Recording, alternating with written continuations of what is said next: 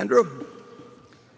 This question comes from a shareholder of yours for more than 20 years who asked to remain anonymous, but wanted me to start by saying, Warren and Charlie, I want to preface this question by saying it comes from a place of love for both of you and the beautiful painting you've drawn for us in the form of Berkshire. But now, please update us on succession planning. And as you think about succession, would you ever consider having Greg and Ajit join you on stage at future annual meetings and allow us to ask questions of them and Ted and Todd as well so we can get a better sense of their thinking? that's probably a pretty good idea, and we've talked about it. We have Greg and Ajit here, and any questions that anybody wants to direct on them, it's very easy to move them over. So we thought about having four of us up here. And this format is not set in stone at all. Because I can tell you that, actually the truth is Charlie and I are afraid of looking bad. Those guys are better than we are. You could not have two better operating managers than Greg and Ajit. I mean, it's just fantastic what they accomplish. They know the business is better. They work harder by far, and you were absolutely invited to ask questions that be directed over to them at this meeting. I don't think, this format will not be around forever, and if it's better to get them up on the stage, we'll be happy to do it.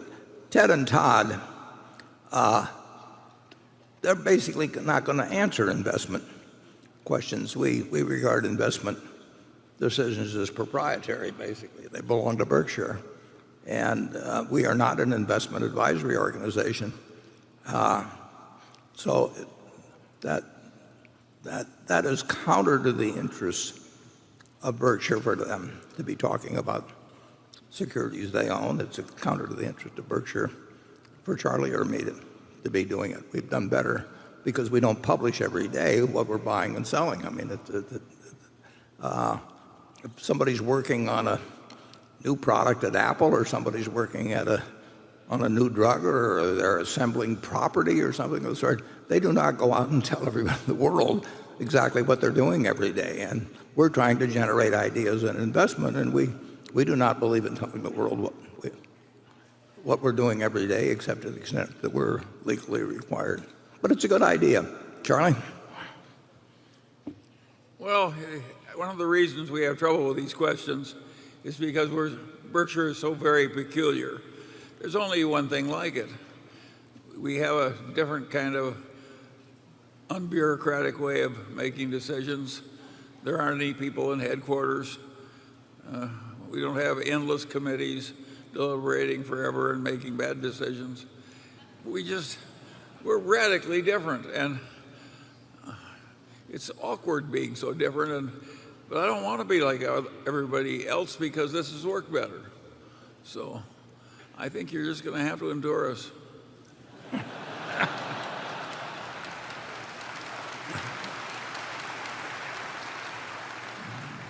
We do think that it's a huge corporate asset which may only surface very occasionally, and depending very much on how the world is around us, but to be the one place, I think, in the world almost where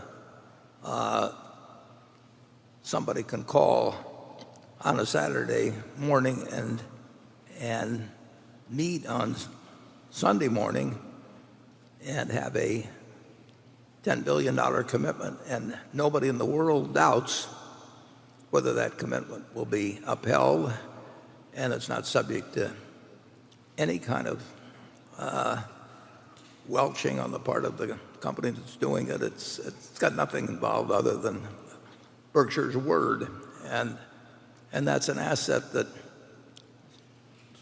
every now and then will be worth a lot of money to Berkshire, and I don't really think it will be subject to competition. And Ted and Todd, in particular, are an additional pipeline and have proven to be an additional pipeline in terms of facilitating the exercise of that ability. I mean, things come in through them that for one reason or another I might not hear about otherwise. So they have expanded our universe. In the markets we've had in recent years, that hasn't been important. I can see periods where they would be enormously valuable. Just take the question that was raised by the fellow from Winnipeg about weak covenants and bonds. I mean, we could have a situation, who knows when, who knows where, or who knows whether, but we could have a situation where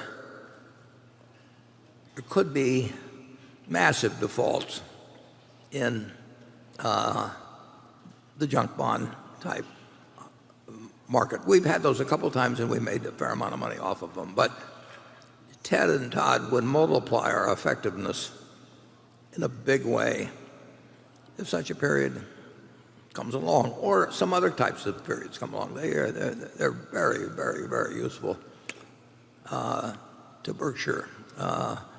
The call happened to come in on Friday from Brian Moynihan, CEO of Bank of America, and has done an incredible job. But we have a better chance of getting more calls and having them properly filtered and everything, appropriately filtered, the next time conditions get chaotic than we did last time, and that's important. Charlie? Well, I do think it's true that if the world goes to hell in a handbasket, that you people will be in the right company.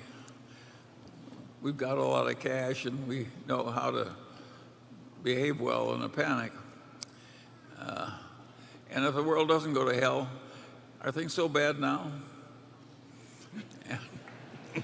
And I also want to report that your vice chairman is getting new social distinction. I've been invited during this gathering to go to a happy hour put on by the Bitcoin people. And I've tried to figure out what the Bitcoin people do in their happy hour, and I finally figured it out. They celebrate the life and work of Judas Iscariot. Is your invitation still good? Well, Bitcoin, actually, on my honeymoon in 1952, my bride, 19, and I, 21, stopped in Las Vegas. We just got, my Aunt Alice gave me the car and said, have a good time, and we went west. So we stopped in the Flamingo, and I looked around, and I saw all of these well-dressed, they dressed better in those days, well-dressed people who had come, in some cases, thousands of miles away. And this was before jets, so transportation wasn't as good. And they came to do something that every damn one of them knew was mathematically dumb.